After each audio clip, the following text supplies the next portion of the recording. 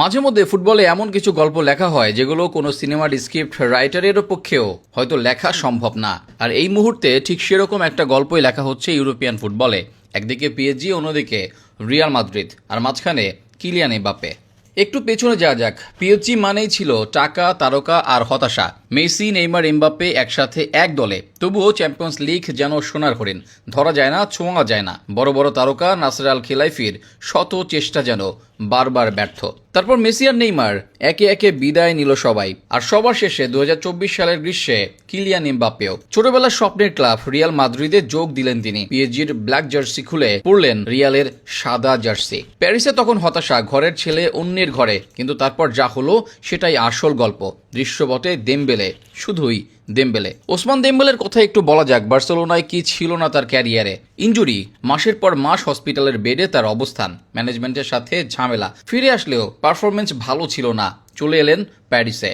পিএসজিতে এসেও শুরুটা ভালো ছিল না তার। এমবাপ্পের ছায়ায় ঢাকা পড়ে যাওয়া একজন খেলোয়াড়, কিন্তু এমবাপ্পে চলে যাওয়ার পর যেন ঘুম থেকে জেগে উঠল একটা সিংহ। দেমবেলে হয়ে উঠলেন পিএসজির প্রাণ। ড্রিবল, গতি, গোল, অ্যাসিস্ট সবখানে দেমবেলের ছাপ। পিএসজিকে জেতালেন অধরা সেই চ্যাম্পিয়ন্স লিগ। সেই সাথে ফুটবলের ব্যক্তিগত শ্রেষ্ঠ ট্রফি ব্যালন ডিওরটাও নিজের করে নিলেন। লুইস এনরিকের ট্যাকটিক্সের সাথে দেমবেলের পারফরমেন্স, ফলাফল এই মৌসুমে চ্যাম্পিয়ন্স লিগের ফাইনালে পিএসজি। এমবাপ্পেহীন পিএসজি টানা 2বার চ্যাম্পিয়ন্স লিগের ফাইনালে। আর ওইদিকে মাদ্রিদে কি ঘটছে? রিয়াল মাদ্রিদ 15 বারের ইউরোপিয়ান চ্যাম্পিয়ন। চ্যাম্পিয়ন্স লিগ যেন তাদের নিজস্ব সম্পত্তি।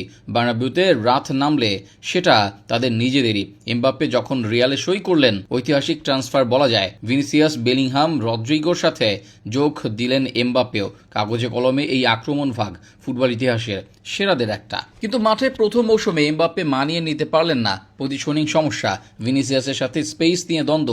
গোল করছেন ঠিক আছে, কিন্তু দলটা আগের মতো যেন ফ্লো পাচ্ছে না। টানা 2বার চ্যাম্পিয়ন্স লিগে ব্যর্থতা, লিগ শিরোপাটাও যাচ্ছে বার্সেলোনায়। তাহলে প্রশ্নটা কি, এমবাপ্পে কি রিয়ালের জন্য নষ্টের মূল, নাকি রিয়ালের সিস্টেম এমবাপ্পের জন্য ভুল?